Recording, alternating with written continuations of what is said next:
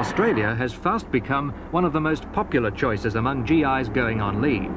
They find it a distinct change from Asian countries, and to many, it's pretty much like home.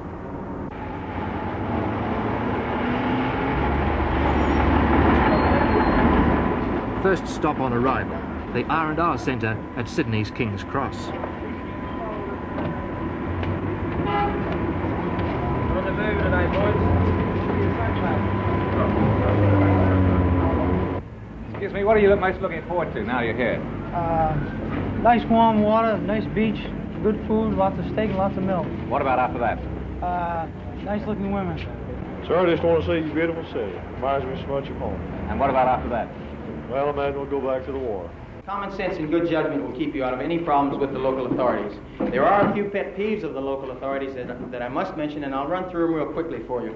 Number one is narcotics. If you brought any pot, hemp, LSD, marijuana, any type of junk at all, and you managed to get it through customs, get rid of it before you leave the hotel. Take it, smoke it, give yourself a shot, do whatever you do with it, just get rid of it. Do not leave the hotel with it. Take it outside, flush it down the commode, or come up and give it to me.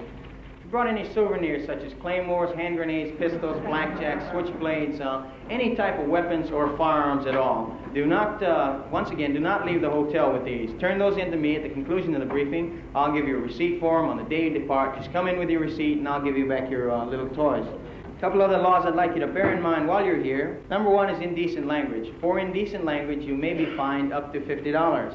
And something we never worry about, public drunkenness, you may be fined up to $30. So if you're out in the middle of King's Cross somewhere, drunk and swearing your head off, bear in mind the fact that it may run you a total of $80.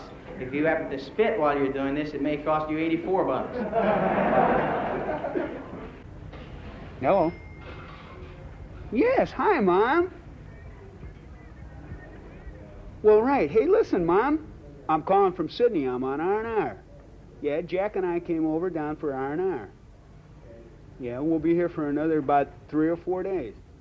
For many, first priority after arrival is to contact parents, wives and sweethearts in a trans-Pacific call. The cost, $3 a minute. The GI 1968 vintage is different from the GI of World War II. He's younger, he's better educated, and he's also better paid. A getting-to-know-you cocktail party at the R&R Centre. Girls are invited from the younger sets of organisations like the Red Cross and the English-speaking Union. At these functions, there's always girls galore. Have you had many dates with American GIs? Yes, quite a lot. How many? I can't remember, perhaps a couple of dozen, I don't know. Over a long period. What's the chief attraction?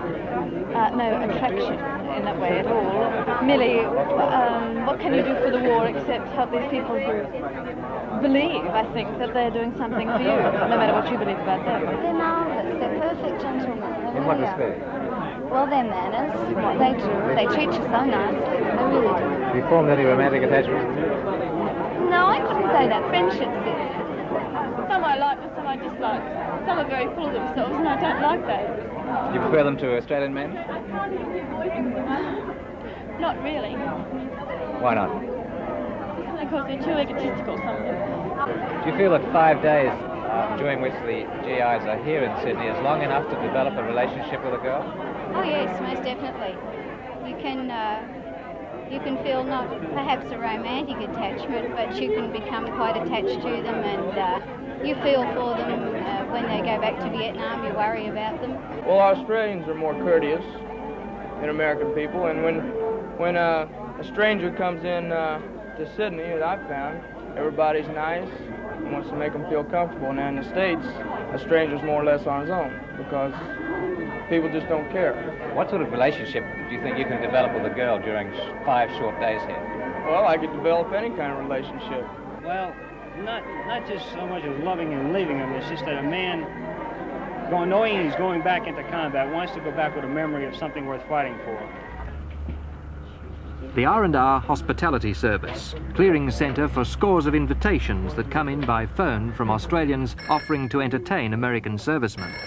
It's manned by voluntary workers 7 days a week. On this occasion, it's an invitation from a suburban family for a GI to join them for drinks at home.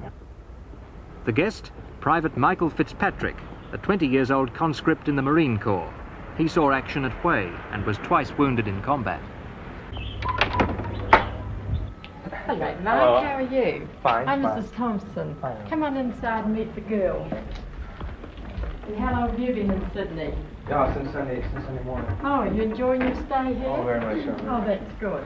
I'd like to meet the girls. This is Mark Combs, Sharman. How do you do? And Jan. Jan. Hello, Mike. And Sharman.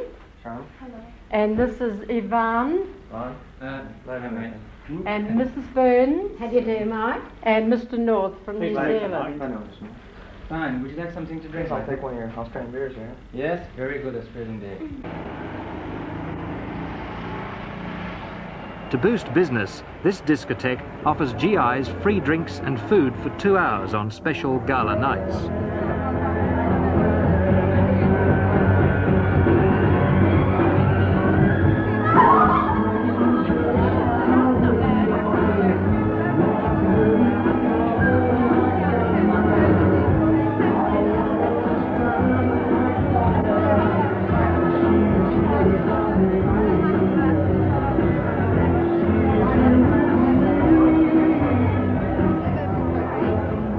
Come from all over Sydney, but they're not admitted unless they measure up to the club's own standards of femininity.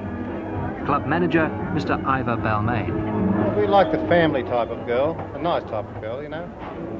I don't particularly like these type of girls that people say hang around the cross.